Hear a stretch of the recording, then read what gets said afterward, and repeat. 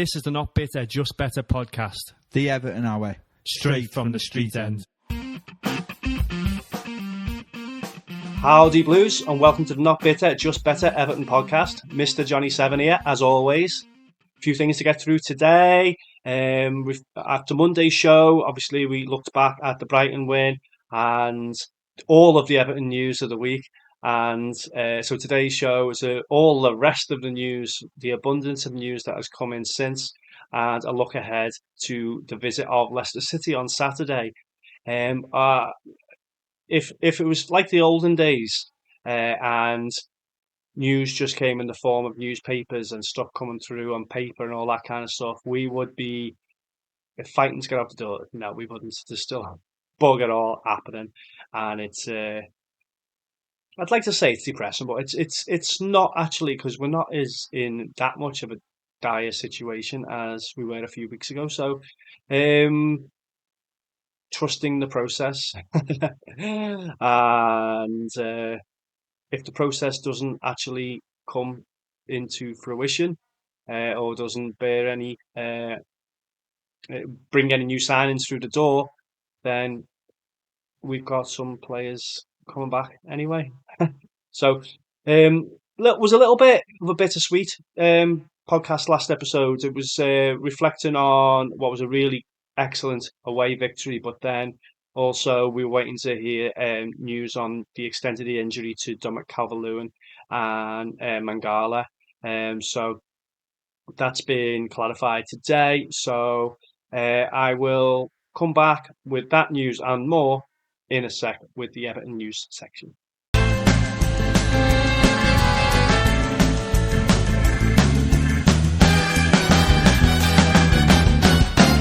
News! Okay, so looking at Everton news, and I've been on a number of different sites and, keeping an eye on Sky Sports News and going through all the news nows and all that kind of stuff. The official site, there just isn't a whole lot out there of concrete stuff, and some of the Blues on the Facebook are saying, the links they'd like to see us bring in. Moyes does seem confident, more confident than usual. There was a little bit of news leaked earlier on today or last night that there seems to be around 33 million in the pot. I can't even remember where that came from, but that seems to be the figure that we've got to go out there and spend. That gets you a decent striker. Well, or does it? We spent 28 million. What was better? 27 million. We spent 28 million a couple of times on strikers, and they have failed to get going at Everton. So it's a very we've got to be very careful with that money, haven't we? So Everton news of the week. De Brozier situation. I thought this was put to bed earlier on in the week, where it was kind of confirmed that he would stay at the club. But now there's still talk about him going back, and us paying off. I think we just need to pay off that money, don't we, and bring another loan player in. While he's sitting there, we can't get a domestic loan player in, and we kind of do need someone who's got Prem experience and knows the system and knows the type of teams who can just come and hit the ground running, because we can't afford to take a risk on another international player coming in and having all that adjustment period at the moment because of the injuries, as mentioned before, to Calvert-Lewin. So Calvert-Lewin, he's going to have some scans to assess how long he's out there, but it's at least going to be a few weeks.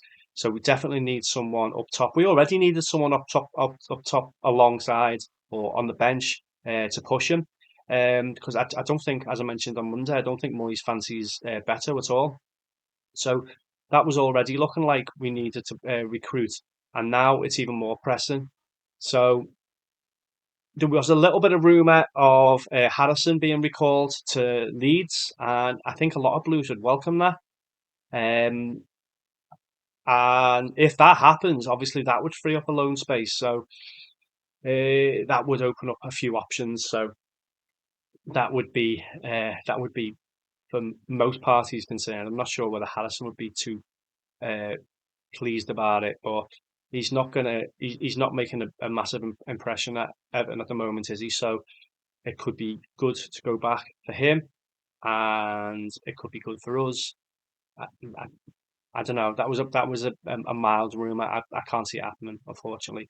I want it to, like many Blues do, because we do seem to have a number of midfielders coming back, and Harrison Armstrong's maybe leapfrogged over Jack Harrison. And obviously James Garner coming back in, and Timmy has come back in into full training. So positive news there, full training, and the timing of that couldn't have been any better really with Mangala's injury. So it didn't look good on it didn't look like the game good on the game on Saturday against Brighton. We had to obviously go off injured, left us down to 10 men, and the scans now said it's ACL damage, and unfortunately his season is over. So it looks like he's going to return to Lyon and have his spell with Everton cut short, which is a shame because he did a really sterling job alongside Garner there. I think obviously if Timmy can come in, and I think Decore might serve us better in that position than he has been in that headless chicken role that he's been playing in. And then maybe Garner can come in ahead of whichever two are chosen. McNeil's still a little way away, so that's still a shame. But we've got a few options, but it does seem more of a pressing issue to get a striker in. I still think, if we get Brozier in, maybe Dewsbury Hall could be the option to come in, and he could do a decent job for us. Other than that, there hasn't been any more talk about the Dan Neil situation, so that looks like it's well, who knows? Everton aren't really ones for announcing anything until it's like the players there being paraded. So hopefully, there's doing business behind closed doors, and we can announce some signings soon. I did hope we would have one or two in by recording today. I'm recording on Thursday evening. This will be out there on all the platforms, mainly Friday. I'll probably post it later tonight with Friday's date on it. So I have held off again, but yeah, I need to get my preview out there. So maybe by the time you listen to this, we'll have a face in. Maybe, yeah, but it looks likely. Looks likely that as it goes later on into the deadline, there's going to be a few more moving on the merry-go-round, as I mentioned on Monday.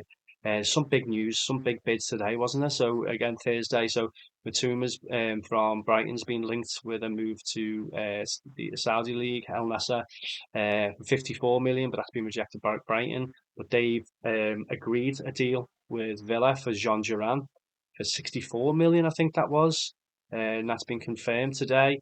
Arsenal have bid 60 million and had that rejected for Ollie Watkins. So they might turn attention to Alexander Isak again, but they're going to we're going to have to look at probably double that, aren't they, if they want to get him away? Probably the best striker in the league at the moment, consistency wise. All-round striker, I mean, yeah. There's a lot more interest in Evan Ferguson, and we're being linked quite heavily with him again, but I don't think we'll be able to get him in on loan. Tottenham seem to be stepping up their interest in Bayern Munich's Tell, but rather than getting him on loan, it looks like they're going to bite the bullet and a 50 million bid for him. So that could free up Richarlison and a return to Everton, which still looks unlikely, but still has 75% of the fan base with fingers crossed. So I don't know. You tell us who can we bring in? Beto, so we still haven't heard anything about Chimiti, have we? There was a little bit of talk about Danny Ings again, and short term, yeah. But yeah, we can't be going and giving 9-year contracts or 5-year contracts to players, and we are in dire situation still, even though we did get the all clear from the financial fair play findings this time round. We don't want to be in that boat again, and now we've got an opportunity to get out of that boat and get the likes of Michael Keane off the wage bill. You know, Keane, I think Keane would still do a job, but not on what he's on. You know, if you gave him half of that wage, but he's not going to take that, is he? Because he can sign a free on a free for someone and probably get that again. So no chance. My worry with regards to that though is Calvert-Lewin. Um, we seen the last of him in Everton shirt? You know, if he's I still like Don. You know, I do think he should have scored more. But I still think in a different way of playing, I think there's a quality player there. And again, maybe I'm just too rose tinted for my own good.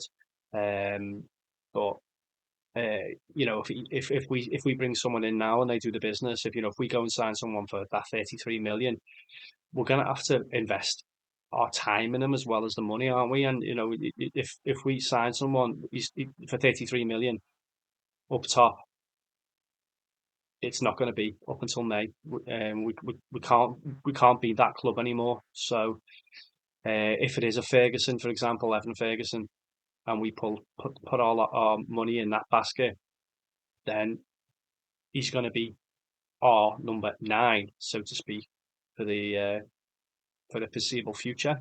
So Calvert-Lewin might not get another sniff in, and he's not going to want to play second fiddle. But he might, now he's injured. Awful timing, isn't it? He might not be. Clubs might not want to take a chance on him now, where you know he was in a good, not run of form, but a good run of consistent games, and now he's not again. So he might not be as much of an attractive proposition moving forward for clubs like Newcastle, who are potentially going to try and pick him up on the cheap or free, as he was. So, you know, he's still going to come in on a big wage, and would you take that risk? Yeah. So, seems to be a lot of going around. Oh yeah, it's mention of like with people. So a few people saying, "Would you have Rashford?" Of course, you'd have Rashford on loan. It would have to be on loan because there's no way we could afford a fee for him. The problem is, there's no way we could afford his wages. So you'd have to um, hope that Man United would contribute to his wages, and we would probably still have to pay a lot. You know, you're talking 100 grand at least. So he must. What's he on? He must be on 250. He must be. Yeah, so I can't see that going.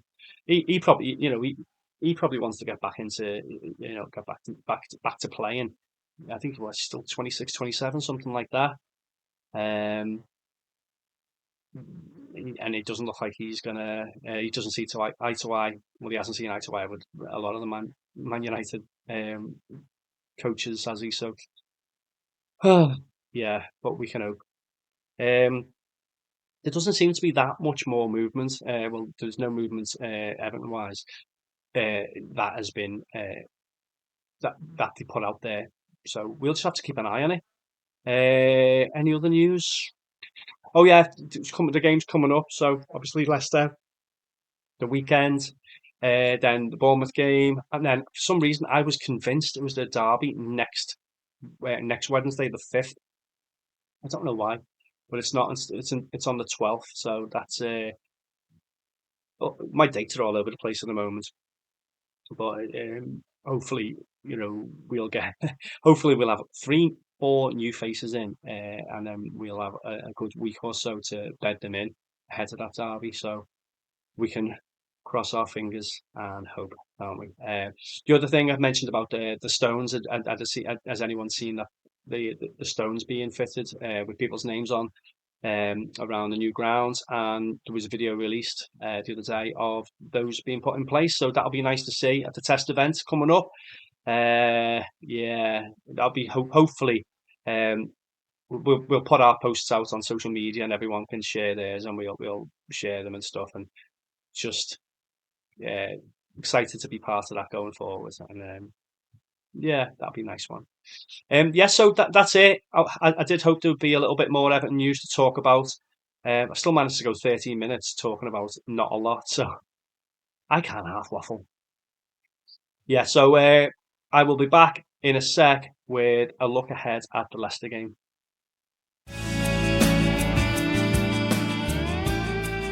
This is the Not Bitter, Just Better Everton podcast. If you haven't already, go and like us on Facebook, facebook.com/EFC Not Bitter, Just Better, or you can find us on Twitter at Just Better EFC. Okay, there you have our social media links, so feel free to follow, etc. if you haven't already. Noticed engagements picking up again and the YouTube views and all that kind of stuff. It was pretty much like starting out at square one, from scratch again. So thank you all. As I said, I'm sticking with it.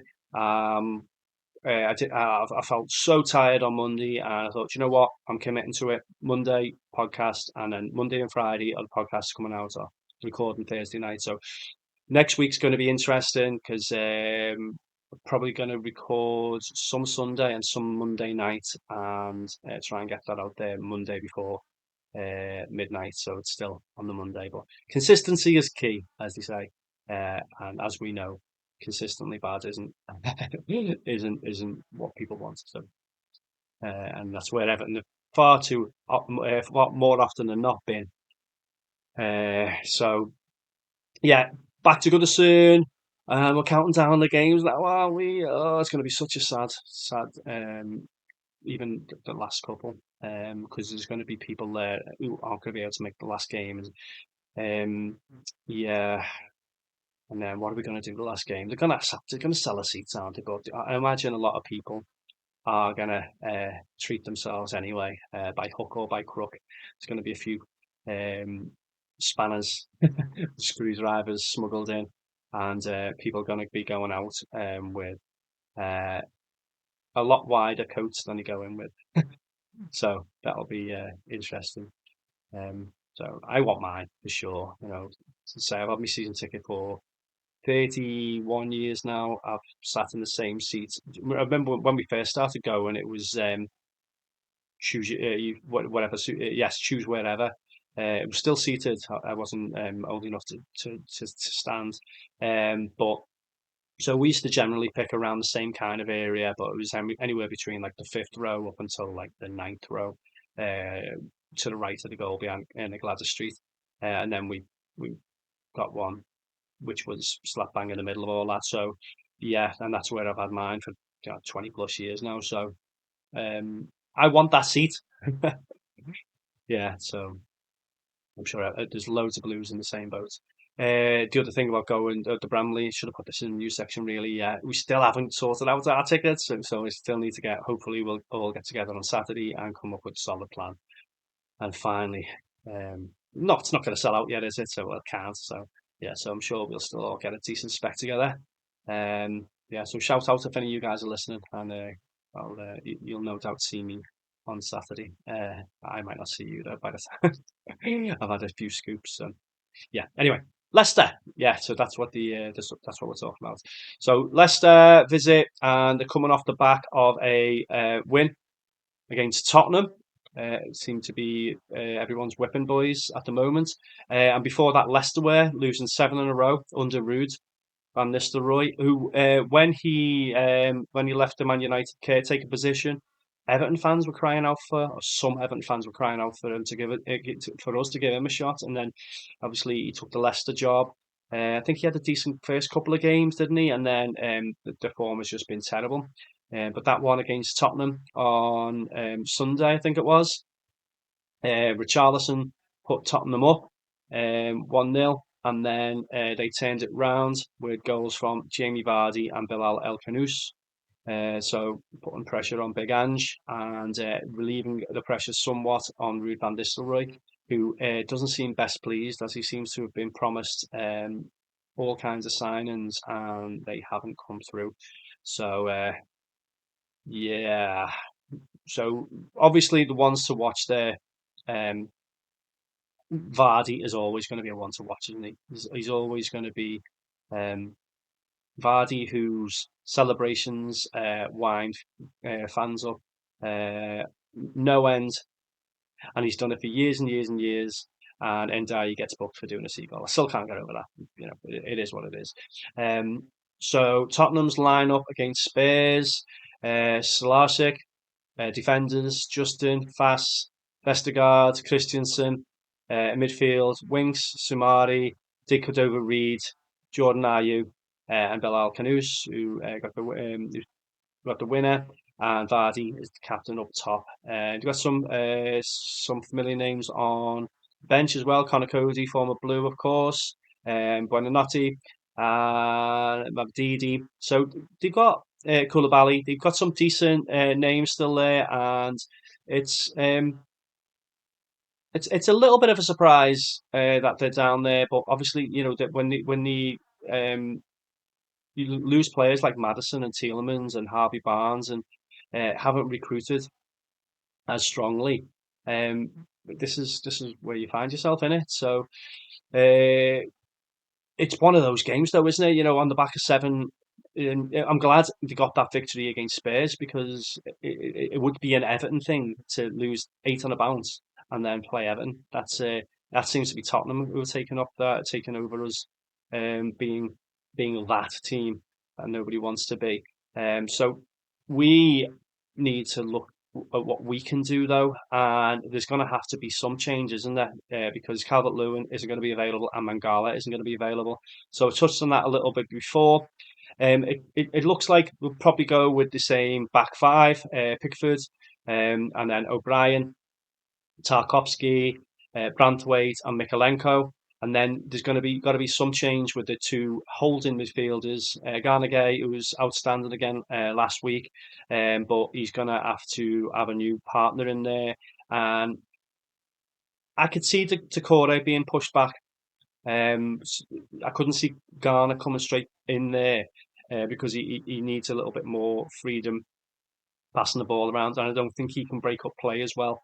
But I think Decore might be more comfortable in that role, and like I say, rather than the headless chicken number 6 role that he seems to have been playing in. So hopefully having a little bit more direction. I think he is being crucified at the moment, and um, he's not. He is definitely not the worst midfielder. I mean, come on, we've seen Niarco, we've seen Klaus Thompson and players like that. He's no. I know that's a long time ago, but he's nowhere near that. But I do agree that his position and his touch lately has been shocking. But maybe that's his position. Once he gets that position again, he might come back to into a little bit of form. Hopefully, Timmy could come back in. He seems to be one who wants to drive with the ball a little bit more though. So I think he might be that number 6 in front of the sitting two. Njai looks to continue on the left, and probably Lindstrom on the right, and then it doesn't look like we've got any other options now. Um, Beto up top, unless we get someone in like tonight.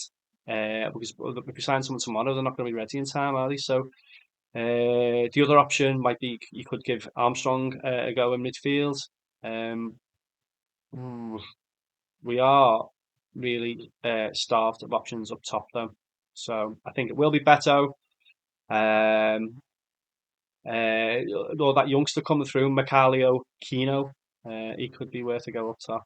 Good finisher, apparently. No, we don't want to resort to stuff like that, do we?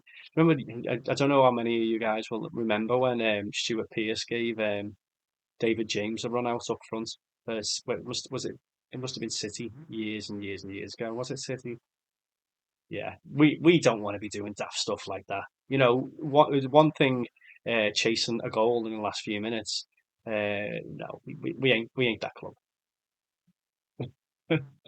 Are we? No, so yeah, but Beto, given a different type of service rather than just long ball type, which we haven't been playing. Get players closer to him, playing a ball he can run onto, because you can't play it to him like with Dom and with his back to goal and expect him to lay it off. And he can't play it up top. He's a big lad, but he's not a target man as well, so he's not going to knock it on. And if he does, who's he going to knock it on to? So I think it balls into the channels. If you put crosses into him, he can get up there for a header. Um, but I think he's one of those players. I think he's kind of his legs operate without messages from his brain. It's just instinct.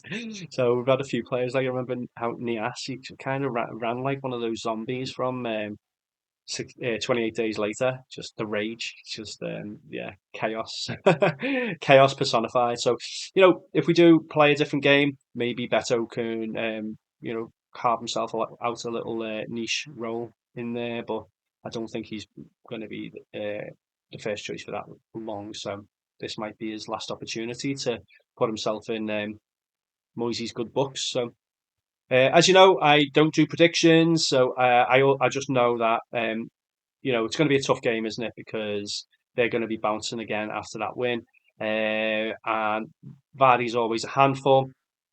But can you imagine? Dare I say it? We can dream three league games in a row with a victory.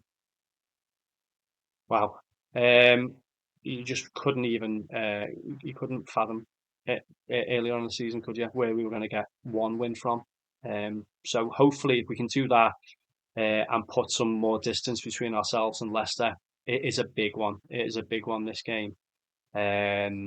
And then go into the cup game and the derby with on the back of 3 wins, so a lot more confidence. And then the conversation might start to change. I think beating Leicester, maybe we can start looking up rather than down. Who knows? We're still 1 point off Spurs. I think we're a couple off West Ham. But we are closing those gaps, and maybe a really good run of form, and we might be might even get up to mid-table. The lofty heights of mid-table. I am looking rose tinted now, aren't I? Someone spiked me drink or something. Anyway, yeah, I'm going to leave that there, and I'm going to say thank you for listening in. As always, I'll get this out on Spotty within the next hour or so, and then I'll put it on YouTube a little bit later on. So I'll share the links tomorrow. So it's because it's the Friday episode. So I'm hoping I haven't missed out on a load of transfer activity in between me recording and getting it up out there. But if we do, I might have to come back in and add a little bit more. But we'll see. Anyway, cheers, Blues. I'll see some of you at the game on Saturday, and hopefully we will be cheering on after another victory. Catch you later. Come on, you Blues!